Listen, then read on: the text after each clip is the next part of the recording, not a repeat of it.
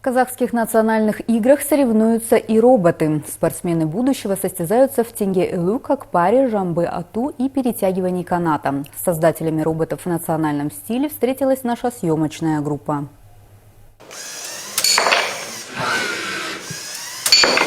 Нурасыл Мухаммедхали – ученик 6 класса гимназии имени Махжана Жумабаева. Школьник любит играть в асык-ату, и на этот раз его соперник – робот. Задача у механического оппонента проста – попасть по всем целям и вынести асыки за зону круга.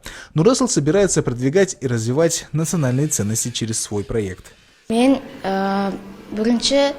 Мой робот участвовал на соревновании по асык-ату. Подготовить программу помог мне мой учитель. Мне очень нравится это занятие. В следующий раз планирую создать робота лучше и победить.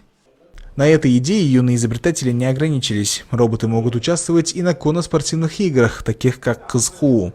Этого робота создал Жубанаш Дюсюкей. Была оборудована и специальная площадка. Также робот собирает предметы, разбросанные в хаотичном порядке.